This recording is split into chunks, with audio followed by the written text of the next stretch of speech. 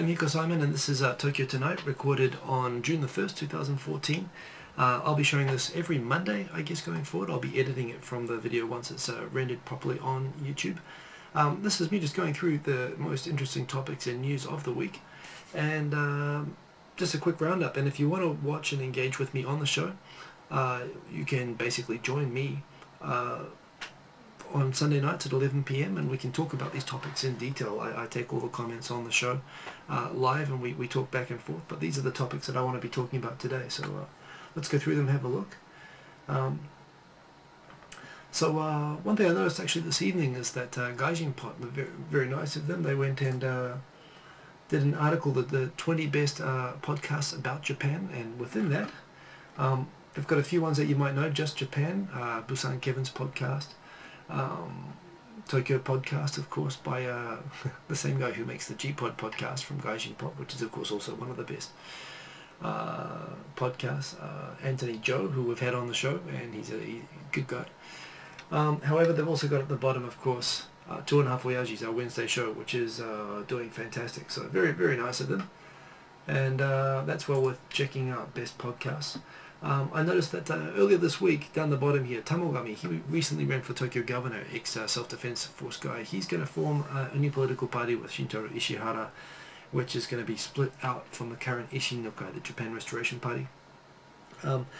I personally I'm kind of a fan of Taichi Sakaya, who's like the ideological founder of Ishin no Kai, and I found Hashimoto kind of interesting. I thought it was a huge mistake joining up with Ishihara.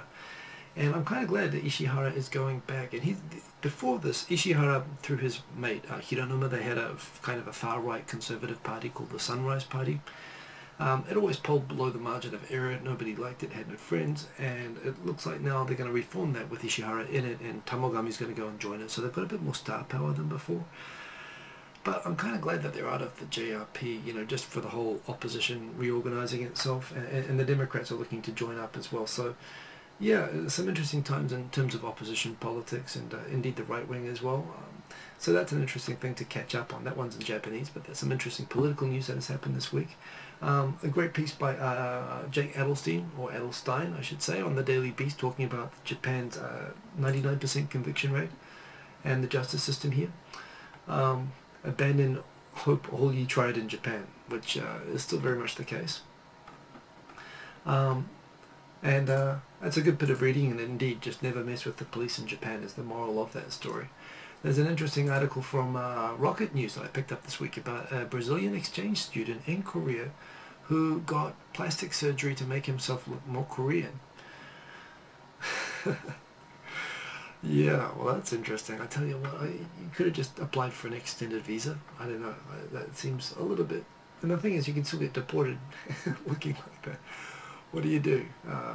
It's some dedication to the country that he's chosen.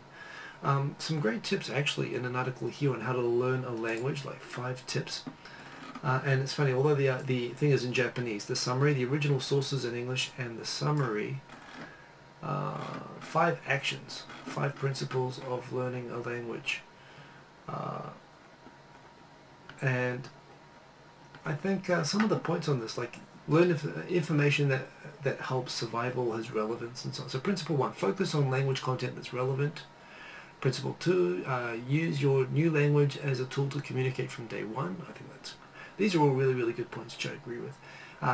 Principle 3, when you understand the message, you will unconsciously acquire the language. That's very true.